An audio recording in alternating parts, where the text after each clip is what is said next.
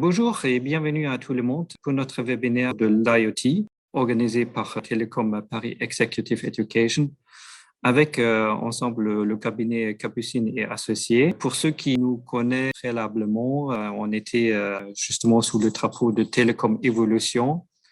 Et aujourd'hui, on a changé, c'est assez récemment. On est sous le drapeau de Télécom Paris Executive Education. Voilà, comme ça, vous faites le lien entre Télécom Evolution et Télécom Paris Executive Education. Pour savoir plus, vous pouvez visiter notre site web.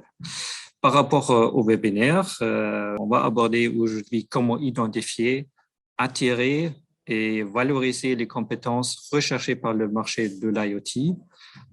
Et justement, ce webinaire vous permet d'identifier les éléments qui sont indispensables à intégrer dans votre descriptif de poste pour attirer, et ça c'est un des 3 mots-clés justement, pour attirer des game changers de l'IoT, en adéquation bien évidemment avec les enjeux de votre entreprise et du marché.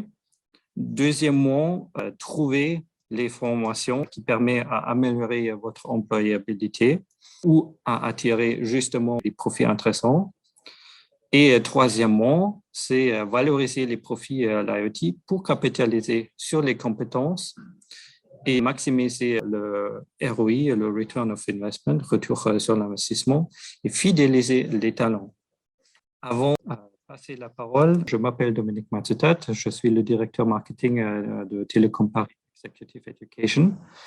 Et j'aimerais dire bienvenue à ce webinaire à Céline Jonot, à Jacques Raud et Denis Bautier, qui sont co-hôtes aujourd'hui et qui vont vous présenter les détails autour de identifier, attirer, trouver et valoriser les compétences. Voilà, monsieur, mesdames, la parole est à vous. Dominique, merci pour cette présentation. Donc, Céline, je travaille au sein du cabinet de recrutement Capucine et Associés. Je suis dans le recrutement depuis une 15aine d'années. Et donc, on va tâcher de vous apporter des éléments de réponse et des pistes de réflexion sur les sujets recrutement dans le marché de l'IoT. Bonjour, je m'appelle Jacques Raud, donc je travaille avec Céline, je dirige le cabinet Capucine et Associés qui existe depuis 20 ans. Et donc, on a commencé notre activité autour des sujets IT en général. Bien sûr, l'IoT à l'époque n'existait pas. Et au fil de l'eau, on s'est spécialisé sur les technologies qui étaient nécessaires pour trouver des bons candidats. Et aujourd'hui, on est très orienté autour des sujets IoT. Donc, j'espère que nos explications vous apporteront des réponses ou des éclaircissements par rapport aux questions que vous pouvez vous poser. Et moi-même, donc Denis Bautier, je suis responsable pédagogique à Télécom Paris Executive Education, notamment du domaine IoT et ses applications. Vous pouvez renseigner votre questions tout au long du webinaire et on va répondre à la fin de la présentation à vos questions que vous posez. Voilà, donc je donne la parole à Denis. Merci Dominique. Voilà, donc nous allons commencer par savoir comment identifier les compétences pour mener à bien un projet IoT. Alors, ces compétences peuvent s'appuyer sur 3 piliers. Le premier pilier, c'est la méthode, l'art de la méthode, c'est-à-dire comment s'y prendre pour mener à bien un projet IoT, quelles sont les bonnes questions à se poser et à quel moment faut-il se les poser. Le deuxième pilier, c'est une compétence pour comprendre l'usage, le business visé avec son retour sur investissement. Quels sont-ils? Comment les mettre en œuvre? Et comment intégrer les évolutions.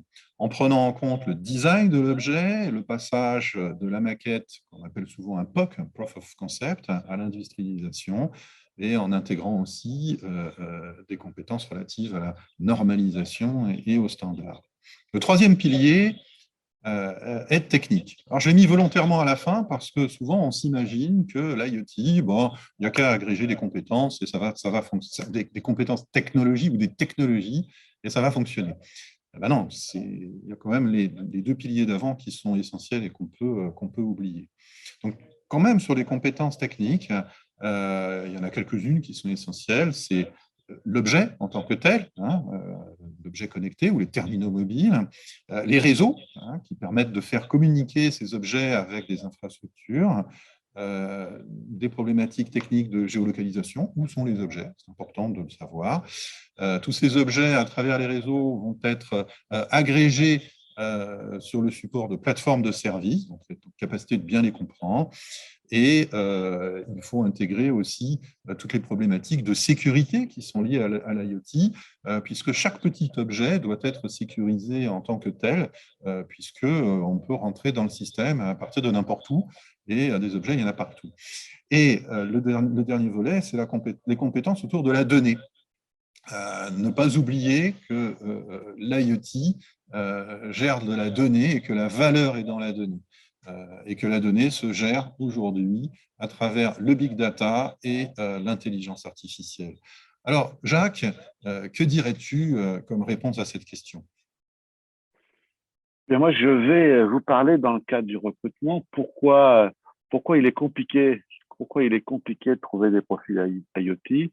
Et tout au long de notre intervention, on vous donnera quelques étapes à respecter pour bien y arriver.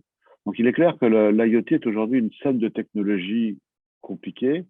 On capte une information, on la transforme en data, on récupère une multitude d'informations qu'il faut après, à travers des solutions analytiques, pouvoir gérer pour extraire la bonne information qui nous permettra de prendre la bonne décision et exploiter correctement les choses qu'on voulait faire. Donc, il est clair qu'une solution IoT sans data ne sert à rien et que derrière, il faut savoir gérer ces données. Il faut comprendre le positionnement global, le sens, pour pouvoir bien prendre des bonnes décisions derrière. On est dans la convergence du monde physique et du monde virtuel. Si je faisais une analogie avec l'humain, on peut dire que l'IoT aujourd'hui représente un des 5 sens que nous avons, qui serait la vue. Bien, alors, quel est le bon profil? Comment s'y prendre pour trouver les bons profils et pas se focuser sur uniquement sur l'expertise? Il est important d'avoir des experts, bien sûr, mais il faut aussi des chefs d'orchestre. L'IoT, ce n'est pas que de l'IT. Il faut des gens qui aient une vision globale. Si on veut donner ce sens pour résoudre un problème, il faut avoir la compréhension technique et la compréhension des process et la compréhension du business pour bâtir une solution de bout en bout. Donc, il y a des problématiques de hard, des problématiques de soft et bien sûr du service. Je vais laisser maintenant Céline vous parler de la partie soft skill et hard skill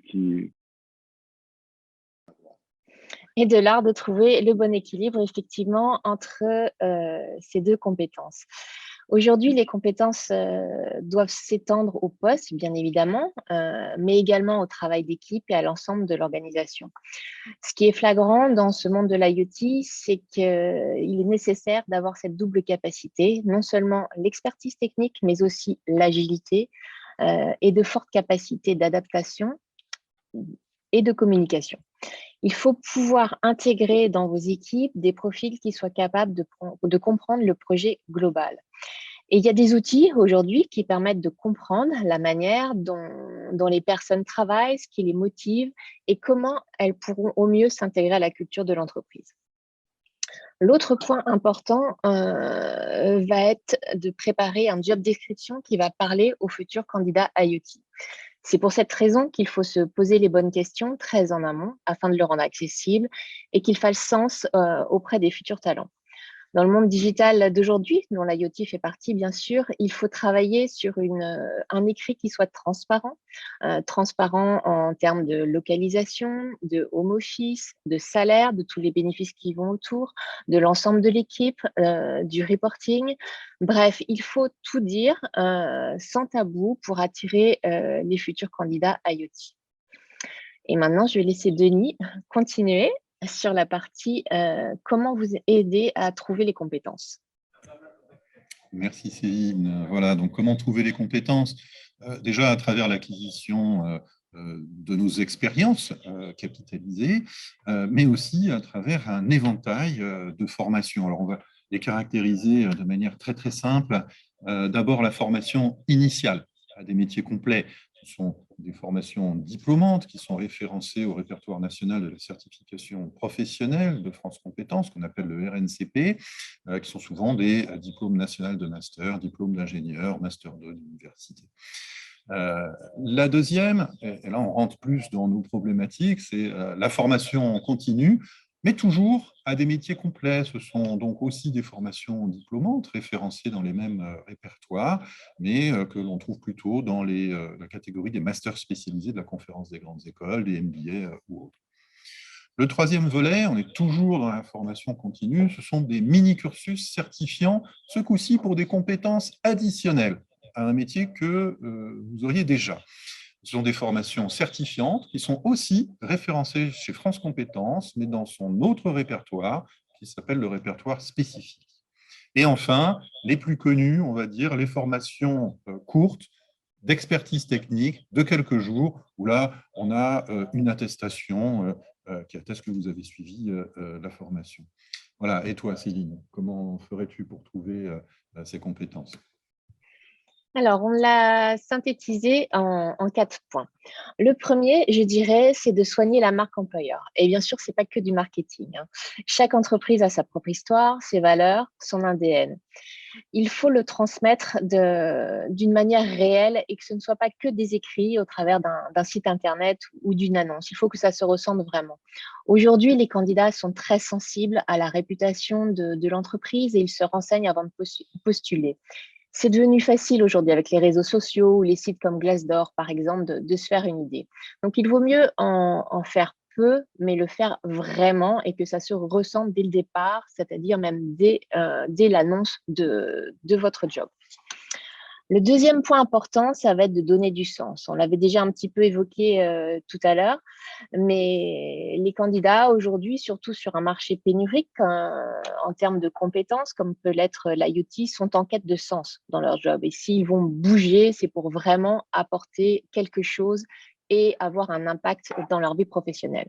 Bien entendu, l'IoT va permettre de résoudre un sujet industriel, améliorer la productivité, mais le ROI ne doit pas être que financier. Il doit aussi avoir un impact sur l'environnement pour résonner auprès de vos futurs talents, mais même auprès de vos équipes.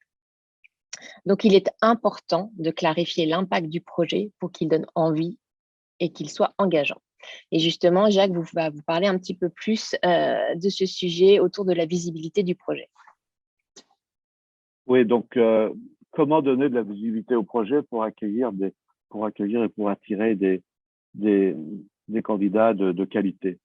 Donc, je crois que la première chose, c'est d'impliquer le dirigeant. On en reparlera plusieurs fois, mais je pense que c'est un peu une nouvelle façon de faire aujourd'hui.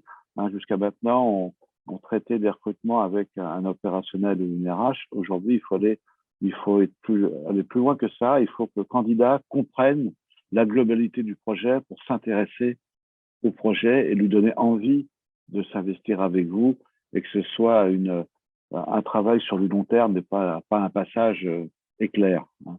Donc, pas focuser uniquement le recrutement sur la compétence du candidat, mais sur ce projet global. Hein. C'est comme ça qu'on intéressera les gens. Aujourd'hui, surtout dans la nouvelle génération, je pense que c'est plutôt à elle qu'on parle dans ces nouvelles technologies. Hein, on le sait, c'est pas le nom d'une entreprise, c'est pas uniquement le salaire qui va intéresser les gens, mais c'est le projet sur lequel ils vont travailler. Et c'est important que le dirigeant soit là pour expliquer ça et donner cette ouverture aux candidats. Hein. Et je dirais en plus, bien sûr, que tout à l'heure, Céline nous parlait des soft skills et des hard skills. Il faut bien sûr aussi des gens passionnés par la technologie et l'innovation parce qu'on rentre dans un monde où les choses évoluent extrêmement vite, surtout avec ces technologies-là. Donc là, vous voyez ce chiffre, 53% des entreprises, c'est une étude qui a été faite il y a très peu de temps, recherchent des compétences sans savoir où les trouver. C'est quand même incroyable, mais c'est comme ça. Pourquoi? Parce qu'il est difficile, certainement pour des gens qui découvrent ces nouvelles technologies, qui sont pas forcément mûrs sur leur approche digitale globale, il n'est pas facile de mettre sur le papier les critères de choix qui fera le bon candidat. Donc, n'hésitez pas à faire appel à des conseils extérieurs. Il en existe à travers des cabinets spécialisés, bien sûr, de conseil ou des cabinets de recrutement pour qu'ils vous aident à définir le bon job description pour attirer tous ces gens. Voilà, maintenant on a parlé de l'identification, on a parlé de trouver ses compétences. Maintenant, Denis, tu vas nous parler de la valorisation de ces compétences.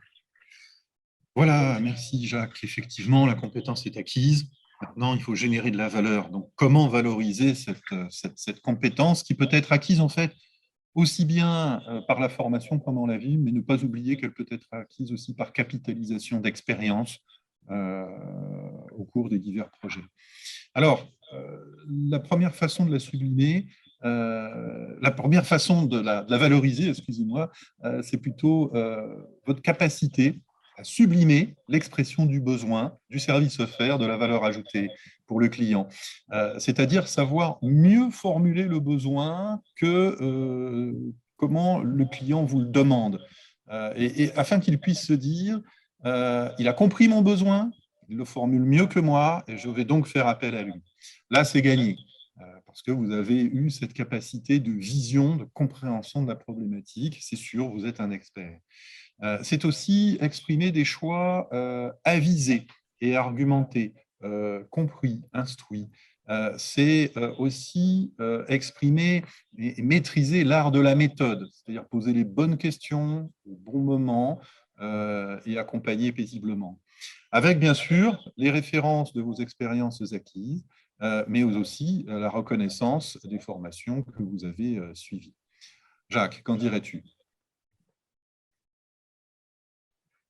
Bien, pour valoriser, quand on prend l'angle recrutement, on parle d'une approche responsable. Il est important aujourd'hui d'avoir une relation de confiance, une relation équilibrée entre l'employeur et le candidat. Hein. Il faut vraiment soigner le process de bout en bout pour fidéliser les gens et leur donner envie de vous suivre. Aujourd'hui, le candidat est roi. Il est roi parce qu'il a il est sollicité beaucoup, il a beaucoup de choix. Hein, donc forcément, il va être plus inspiré par une entreprise qu'il considère et qu'il considère pour pouvoir l'intégrer. Je vous donnerai deux pourcentages qui existent. Il y en a un qui a été fait, qui vient de chez Yago, hein, qui dit que 65% des candidats aimeront moins une entreprise après y avoir postulé.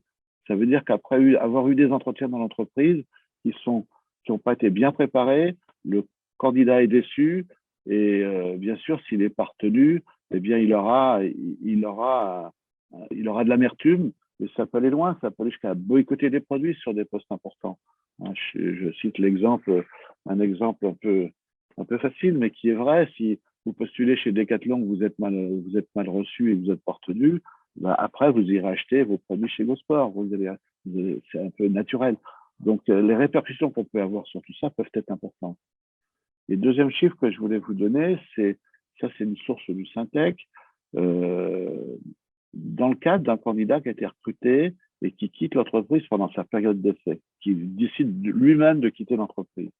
Dans 75% des cas, c'est pour des problèmes d'intégration. Donc, on a beaucoup de mal à trouver des candidats.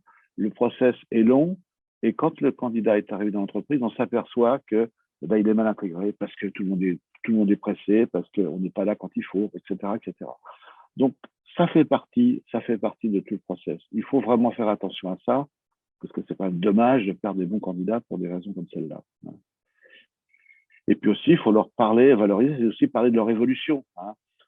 Si on a engagé le CEO ou le responsable de l'entreprise à parler des projets globaux pour que le candidat comprenne mieux ce qu'il attend, il va forcément découvrir que toutes ces nouvelles technologies vont lui permettre d'avoir des opportunités.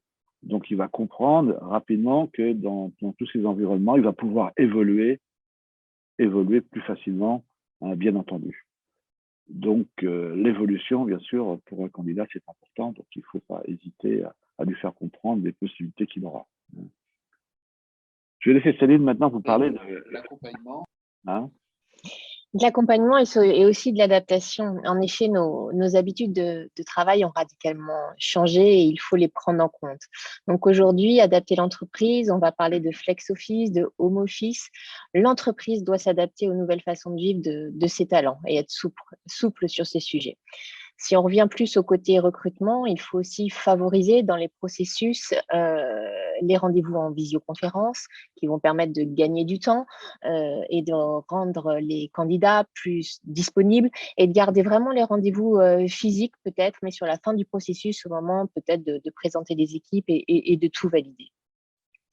Enfin, j'insisterai sur la partie onboarding. Jacques vous l'a déjà un petit peu évoqué. Il ne faut pas oublier de prendre en compte ce fameux tunnel qui commence dès la signature du contrat de travail par votre futur recruté et à l'impliquer. Par exemple, en lui envoyant des informations sur sa nouvelle entreprise, lui présenter l'organigramme, lui organiser des rendez-vous avec sa future équipe. Bref, il faut garder en tête qu'un candidat a souvent plusieurs opportunités en parallèle, qu'il a un délai de préavis en général de 3 mois, qu'il est rarement réductible en fonction du poste, bien évidemment, mais sur des profils d'experts, c'est très difficile de négocier cette réduction. Et donc, impliquer votre futur recruté dès la signature du contrat de travail, c'est l'impliquer dans sa future société, c'est le rendre engagé. Et comme ça, cette personne aura moins tendance à écouter les autres propositions qui peuvent continuer d'arriver pendant ces fameux 3 mois. Et là, on vous recommande de mettre en place un suivi d'action au moins jusqu'à la fin de la période d'essai pour que la personne se sente vraiment attendue et à bord de l'entreprise et considérée. Denis, je te laisse la parole pour la suite. Voilà, alors le dernier volet, la dernière question, c'est quelle méthode pour identifier, trouver, valoriser ces compétences? Alors, je dirais d'abord, c'est définir les compétences requises, à savoir la cible. Quel est le projet professionnel? Quelle est la fiche de poste? Ensuite, c'est identifier les manques de compétences, c'est-à-dire la différence qu'il y a entre la cible et là où vous en êtes, ce qu'on appellera les compétences additionnelles. Et enfin, identifier la meilleure formation qui répond à l'ensemble de vos contraintes. Pas seulement les compétences additionnelles manquantes, mais aussi la durée, le planning, la charge de travail, les coûts, les financements, etc., etc. Donc, ça a l'air très simple comme ça. On va sur Internet, on cherche une formation, on la trouve, mais en fait, c'est un tout petit peu plus complexe. Il faut vraiment rentrer dedans, comparer, comprendre la situation dans laquelle on est et pour être rentable rapidement, ne pas hésiter à vous faire accompagner, notamment par des organismes de formation qui vont vous écouter et essayer de vous guider de manière la plus neutre possible. Voilà. Céline, qu'en penserais-tu? Hop, voilà, le micro est activé. Oui, donc là, quelle méthode finalement côté recrutement pour trouver, valoriser et valoriser vos futurs candidats? En premier point, je parlerai de la qualité du job description. Et ça commence par un brief détaillé qu'on va organiser pour avoir le contexte de l'entreprise. Donc, bien définir dès le départ quel est l'objectif de ce recrutement avec les RH, bien sûr, les opérationnels, le dirigeant, comme Jacques vous l'évoquait aussi tout à l'heure. Définir clairement la balance entre l'expertise technique et les soft skills, les valeurs de l'entreprise afin qu'être sûr qu'elle matche bien avec la personne que nous recherchons. Et aussi comment véhiculer justement ces valeurs et donc la marque employeur et comment transmettre la culture de l'entreprise. Tout ça pour donner une dimension humaine qui peut parfois s'exprimer aussi avec des témoignages, par exemple d'employés à des postes similaires et ainsi récupérer un maximum d'informations sur le poste, mais qui ne soit pas que technique, encore une fois. Et avec toutes ces infos, on va en pouvoir traduire un descriptif de poste humain et qui va donner envie aux candidats, au-delà des compétences, encore une fois, de rejoindre l'entreprise. Et Jacques va vous parler un petit peu plus spécifiquement du rôle de dirigeant dans le process. Oui, on l'a déjà dit plusieurs fois, mais il faut vraiment que le dirigeant ait de la disponibilité dans le process de recrutement, pour raisons qu'on a déjà évoquées. Parce que l'enjeu avec l'IoT, ce n'est pas un simple saut technologique. On a connu dans le passé, dans le monde de l'industrie notamment, l'arrivée des ERP, l'arrivée des solutions PLM, où nos consultants, nos dessinateurs ou nos ingénieurs faisaient un saut technologique dans leur métier à travers des outils qui leur permettaient de progresser et avoir plus d'efficacité. Là, on est plus large parce que, bien sûr, il y a ce saut technologique, mais comme on le disait aussi, il y a le côté process et le côté commercial. Il faut avoir la vue de tout ça pour bien comprendre ce qu'on va en faire. Donc, il faut que le dirigeant soit là pour bien faire comprendre tout ça et bien faire la différence entre ces candidats qui peuvent apporter cette nouvelle dimension. Donc, tout ça implique une stratégie de recherche, Céline. Oui, tout à fait. Une fois qu'on a défini tous ces points, il faut définir votre axe d'approche et comment vous allez rechercher ce candidat. Tout d'abord, en ciblant les moyens. Est-ce que vous allez le faire en interne, par cooptation? Si vous le faites par l'externe, vous allez poster des annonces ou passer par un cabinet de recrutement ou un cabinet conseil. Choisir également les bons supports et les bons relais de communication auprès des réseaux sociaux et peut-être des bonnes communautés. Et justement, ça peut être aussi participer et prendre la parole au sein de communautés spécifiques, d'être présent sur des événements cibles et aussi être en lien avec les responsables de formation des bonnes écoles. Jacques, tu nous parles un peu plus du process de recrutement? Bien sûr, le process de recrutement évolue. Je pense que la Covid a eu beaucoup, bien sûr, nous a apporté beaucoup de malheur pour certains, mais a apporté d'un point de vue technologique certaines choses intéressantes, et notamment la visio. On a tous fait beaucoup de visio pendant 1 an et demi ou 2 ans. Donc aujourd'hui, un process de recrutement, il est plus nécessaire de tout faire en face-to-face avec un candidat. Il faut avoir un mix entre les deux, ce qui apportera un gain de temps et une efficacité dans le process.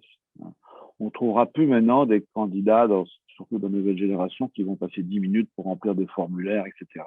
Donc, il faut être efficace et avoir des moyens qui vont vite. Et je répète ce qu'a déjà dit Céline, mais c'est vraiment fondamental, on est dans l'ère du digital. Dans le monde du digital, on se dit les choses, on dit tout, parce que ça ne sert à rien de cacher, on le sait toujours. Donc, il faut être transparent, expliquer tout ce qui attend le candidat tout au long du process. Il ne faut pas créer de frustration, il ne faut pas vendre des choses qui n'existent pas, parce que ça ne fonctionnera pas. Donc, de la transparence dans le dialogue et la façon de penser. Je pense que ça, c'est un point important. Et bien entendu, le onboarding dont on va vous parler, Céline, maintenant, qui est un peu la nouvelle arme, je dirais, du recrutement pour fidéliser nos candidats. Oui, en effet, il ne faut pas oublier qu'aujourd'hui, un employé sur 5 démissionne dans les 6 premiers mois de sa prise de poste. Donc, c'est quand même énorme. Donc, après tout le mal qu'on s'est donné pour recruter cette personne, il faut vraiment valoriser une politique d'accueil des futurs candidats ou la mettre en place si elle n'existe pas afin de les fidéliser et de l'engager à long terme avec votre entreprise. Voilà pour cette partie. Denis, tu nous parles d'exemples de formation? Oui, tout à fait, Céline. Je propose de vous présenter maintenant l'un de nos cursus, l'un de nos mini-cursus emblématiques pour acquérir ces compétences additionnelles. Il synthétise un peu l'archétype de tout ce qu'on a présenté ici, c'est-à-dire qu'il aborde les sujets sous l'angle multi-compétences. Donc, c'est important pour vous, quand vous cherchez un cursus, d'avoir cette vision globale, car l'IoT, comme on l'a dit, est un sujet à 360 degrés. Et pour le comprendre, il faut bien couvrir les 3 piliers qu'on a identifiés tout à l'heure. Les intervenants sont aussi importants pour vous aider à discerner quelle est la formation qui répond le mieux à vos besoins. Avoir des intervenants dans ce mini-cursus qui sont à la fois issus du monde académique pour être à la pointe de la veille technologique qui est en avance de phase sur ce qui se passe sur le plan technique, mais aussi des opérationnels pour être vous-même opérationnel, c'est-à-dire des gens qui sont confrontés à des projets IoT de terrain et qui vont vous transmettre l'art et la manière de vous y prendre. Des sujets aussi, vous pourrez aussi déposer dans ce mini-cursus des sujets issus de vos problématiques terrain. C'est-à-dire que ce n'est pas des sujets d'école qui vous sont proposés, c'est vraiment vos problématiques. Car en tant que professionnel, on n'a plus le temps à perdre à faire à la fois un projet d'école et un projet réel. Il faut être globalement rentable. Donc, déposer vos problématiques dans un mini-cursus, c'est aussi vous permettre d'exploiter tout de suite l'acquisition de vos compétences sur vos réels projets. D'avoir aussi un mini-cursus en alternance qui vous permet de travailler et d'apprendre. Vous ne pouvez pas vous arrêter de travailler pour vous dire je vais m'isoler, je vais apprendre et après je passe à la pratique et je mets en œuvre. Ça ne fonctionne pas comme ça, un être humain. Il doit avancer pas par pas, assimiler, digérer et puis pouvoir faire de la place pour ingérer de nouvelles compétences. C'est un mini-cursus qui est aussi hybride, c'est-à-dire qu'il vous permet sur certains contenus d'acquérir, de réviser, de revoir les compétences chez vous le soir ou le week-end. Il inclut une partie théorique et une partie pratique, la théorie pour comprendre et la pratique pour toucher l'objet, car le fait de le toucher, de le manipuler, faire, permet de comprendre de manière beaucoup plus efficace que seulement écouter un orateur qui parle bien et où on a vraiment le sentiment de tout comprendre, mais quand il faut le faire soi-même, c'est un peu plus difficile.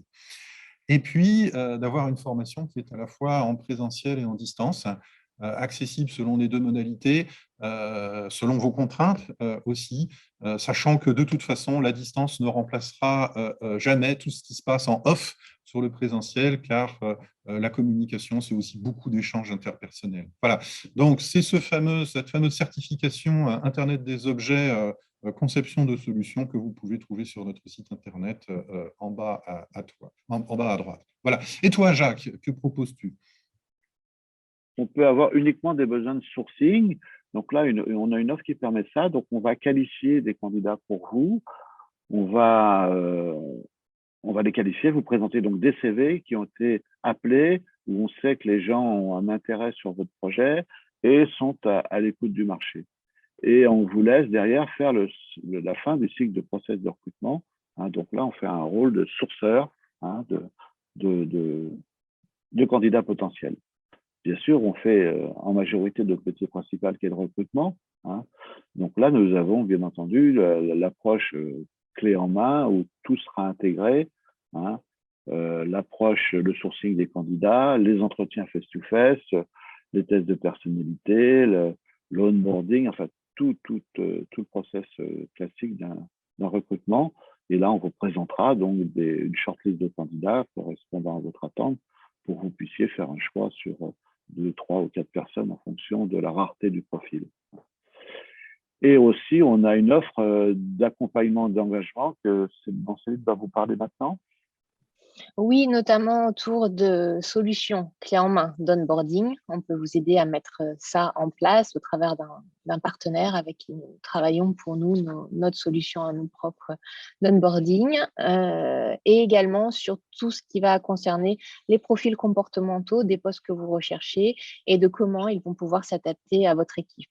On peut aussi proposer des sessions d'assessment d'équipe entre un manager et ses équipes, toujours par rapport à ce côté comportemental qui donne des sujets très intéressants.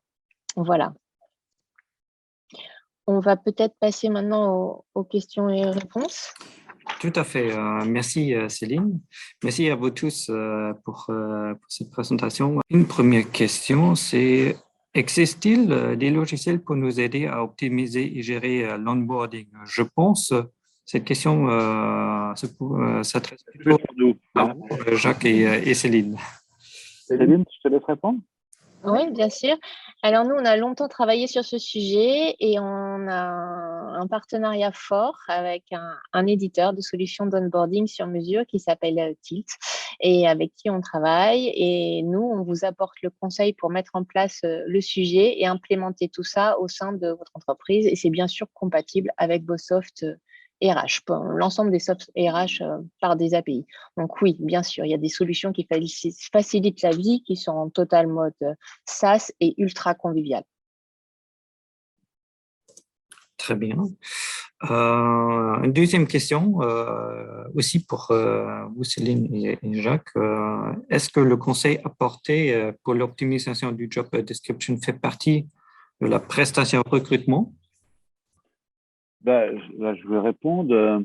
Bien entendu, si on est sollicité par un client qui qui veut nous confier une mission de recrutement, cette prestation de conseil en amont fait partie de notre prestation et n'est pas un coût supplémentaire, ça va de soi. Mais aussi, on intervient en tant que conseil, ça nous arrive régulièrement, où on peut apporter un conseil et une prestation de conseil, donc rémunéré bien sûr, qui n'est pas obligatoirement suivi d'un recrutement. Les deux cas de figure sont possibles, mais si un recrutement, bien sûr, tout est compris dedans.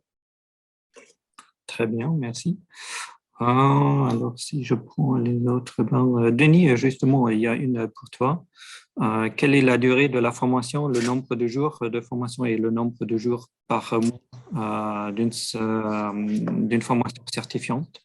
Alors, la formation que je vous ai présentée là en exemple, elle dure en fait 9 à 12 mois. À raison de, c'est 24,5 jours précisément. Et donc, ça représente à peu près 2 ou 3 jours par semaine sur les 9 premiers mois, puisque vous terminez avec un mémoire et une soutenance.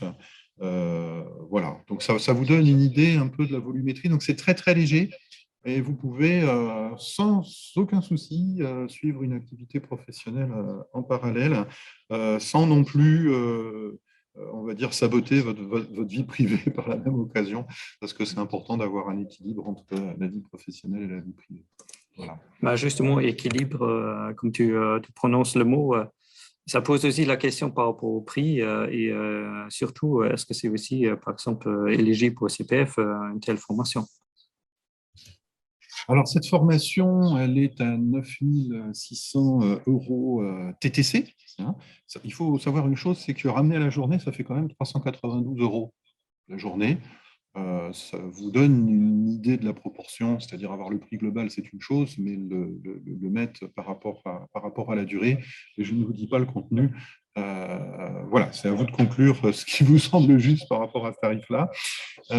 Et ce mini-cursus est finançable par le CPF, puisqu'il est inscrit au répertoire spécifique de France Compétences. Et donc, à partir du moment où une formation est finançable par le CPF, même si votre CPF ne couvre pas l'intégralité des frais de formation, il est abondable, c'est-à-dire que vous pouvez trouver d'autres financements pour compléter le financement CPF et couvrir les frais de votre formation. Pour cela, nous vous invitons à vous rapprocher de conseil en évolution professionnelle, le CEP, qui peut vous y aider, ou tout simplement contacter l'organisme de formation qui, lui, a toutes les clés pour vous accompagner là-dessus, ce qui est tout à fait naturel. Voilà. Donc, OK, merci Denis. Je vois, il y a une question pour... justement, peut-être comment on parle déjà de formation, je prends d'abord l'autre question, c'est faut-il absolument avoir, en tant que salarié, être un salarié et avoir un projet IoT pour suivre cette formation? Si tu peux rapidement répondre à ça. Oui, tout à fait. Alors, il est clair que si vous êtes salarié en entreprise, que vous travaillez sur un projet IoT, que vous vous sentez un peu léger ou votre employeur vous sent un peu léger, suivre un cursus pour être beaucoup plus efficace et professionnel sur le projet IoT que vous travaillez, c'est une solution évidente. Mais si vous ne travaillez pas nécessairement sur un projet IoT, vous pouvez quand même suivre le cursus parce que ça va vous permettre d'acquérir cette compétence additionnelle pour la mettre au service d'un projet IoT futur. Dans ce cas-là, il suffit de réfléchir ou de travailler ensemble à quel sujet vous pourriez travailler. On peut l'élaborer. Il suffit simplement de vous projeter sur ce que vous souhaitez faire et de commencer à jouer sur un sujet que vous pourrez ensuite valoriser sur un projet concret professionnel. Ensuite, si vous n'avez pas d'employeur, mais que vous en cherchez un dans ce domaine-là, il n'y a pas de souci non plus.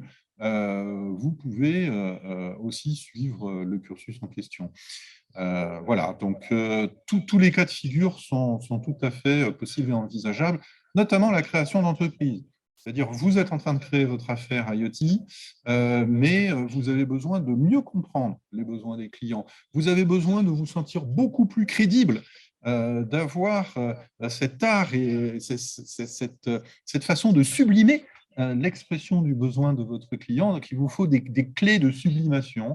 Et donc, suivre ce cursus peut aussi vous apporter ce regard, cette approche d'aller vite, droit au but et de vous faire acheter par votre client et non pas jeté par votre client. Voilà.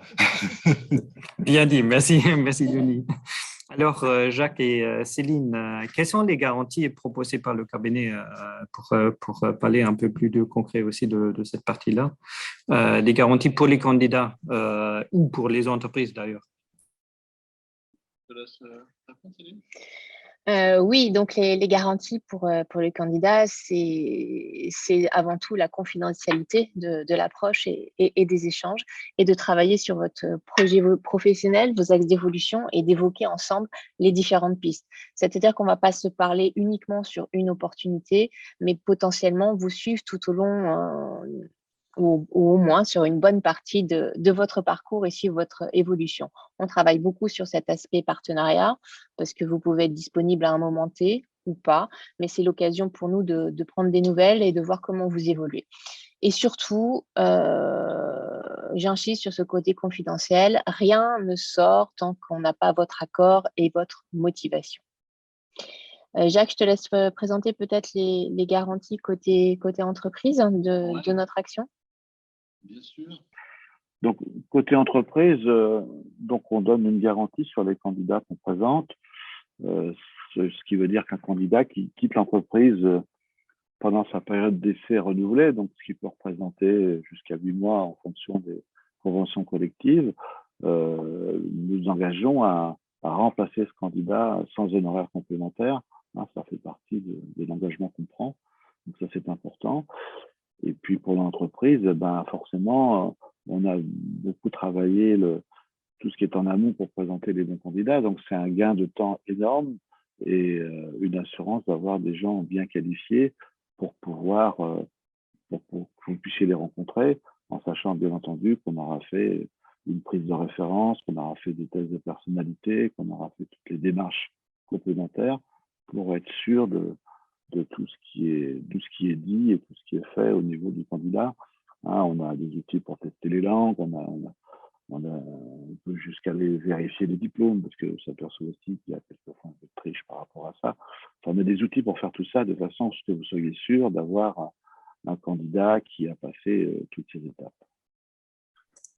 Très bien, merci. Alors, on a pile midi, mais j'aimerais quand même poser une question que moi, je me pose et je pose justement pour l'audience. C'est par rapport à la valeur ajoutée qu'un cabinet comme le vôtre propose au recrutement, un cabinet de recrutement ou aux candidats.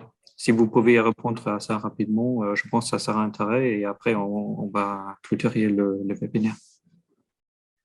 Je pense que la vraie valeur ajoutée, c'est de positionner les candidats sur des projets intéressants, hein, parce que on les a bien sûr sur notre mission auprès d'un client. On va faire attention à ce que ce soit une mission qui corresponde à quelque chose, que ce soit pas quelque chose d'éphémère et donc quelque chose de sérieux. Donc, on présentera à nos candidats des opportunités intéressantes par rapport à ça. Et l'autre intérêt pour un candidat, quand il passe à travers un cabinet par rapport au fait qu'il aille directement se connecter au site de l'entreprise, où il tombera au milieu de plein de CV mélangés, là, il sera quelque part en haut de la pile. Hein, ça veut dire que si on le présente, c'est qu'il a été shortlisté, donc il sera forcément vu d'un œil différent par l'employeur et il sera forcément plus écouté. Je pense que ça aussi, c'est important. Très bien. Bon, merci. Pour respecter le temps de nos participants aussi, on va clôturer le webinaire. Je remercie vous tous d'y participer et justement poser des questions, mais surtout à vous, Céline, Jacques et Denis, pour nous présenter un peu plus les détails, comment trouver des compétences, comment les identifier, comment trouver une formation et justement être en phase avec ce que le marché de l'IoT recherche actuellement. Merci à vous tous et bonne journée. Au revoir. Merci, au revoir tout le monde. Au revoir.